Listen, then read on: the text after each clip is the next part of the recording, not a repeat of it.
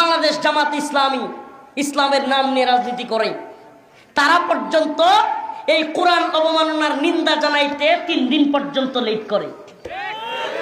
হ্যাঁ রে কোরআন আবার কি কয়, আমরা সংসদে কোরআন নিয়ে যাব। সংসদে কি করবে? কোরআন নিয়ে যাবে। নিজেদের লঘু থেকে লঘু নিজেদের যে লঘু দলীয় লঘু থেকে আকিমুদ্দিন দিন প্রতিষ্ঠার কথাটাই কেটে দিছে। আবার ঠেলা আন্দোলন, মানুষের লেখালেখি, বিভিন্ন আন্দোলন না, মানুষের লেখালেখি সমালোচনার পরে আবার কয় ঠিক রাখলাম। আবার বিদেশি রাষ্ট্রদূতদের সাথে যখন বৈঠক করে, ওই বৈঠকের পিছনে যে লঘু থাকে দলীয় লঘু, ওইটার মধ্যে আবার আকিমুদ্দিন নাই। দিন প্রতিষ্ঠা, যেই দিন প্রতিষ্ঠার কথা বলে আবুল আলা মওদুদী রাহিমাহুল্লাহ জামাত ইসলাম প্রতিষ্ঠা করলো, আজকে সেই আকিমুদ্দিন আরবিতে লেখা আল্লাহ শব্দ বাদ দিয়ে দেওয়া গেছে, সমস্যা হয়নি।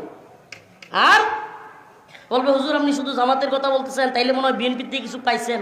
আরে বিএনপি তো নিন্দা জানাই নেই, জামাত তো 3 দিন পরে কি করছে? জানাইছে। বিএনপি কি করে নাই? এখন তারা কি বলবে, হুজুর আমরা তো ইসলাম নিয়ে রাজনীতি করি না, তা আপনারা কি ইসলাম নিয়ে রাজনীতি করেন না? মুসলমান তো নাকি? না মুসলমানও না। যদি বলেন মুসলমান, আপনার দলের 90% মানুষ মুসলমান, আপনার রাষ্ট্রে প্রকাশ্যে কোরআন অবমাননা হলো, আপনি কি করে সেই কোরআন অবমাননার বিরুদ্ধে নিন্দা পর্যন্ত জানাইতে পারলেন না? তাইলে আপনাদের থেকে আমরা কতটুকু আশা করতে পারি? বুঝে শুনে কথা বলবেন প্রিয় মুসলিম উম্মা, প্রিয় ভাইরা আমার। তাইলে কি হুজুর ভিন্ন কোনো দলের লোক? না, এই গণতান্ত্রিক কোন দলকে আমি বিশ্বাস করি না। এই গণতান্ত্রিক দলগুলো ইসলাম এবং মুসলিম উম্মার কোনো কল্যাণ করতে পারে নাই, পারবে না। এক দলের নাম থেকে ইসলামিক শাসনতন্ত্র আন্দোলন ছিল, এখন ইসলামী আন্দোলন, শাসনতন্ত্র শব্দটাই নাই। কেন?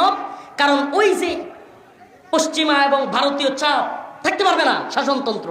এখন লঘু পাল্টাচ্ছে, মেয়েদের সাথে বসে টকশো হচ্ছে, মেয়েদের সাথে বসে বিভিন্ন কিছু হচ্ছে, হারাম কাজগুলো হচ্ছে, অথচ দলীয় ব্যানারে দলীয় সাইনবোর্ডে এগুলো হচ্ছে।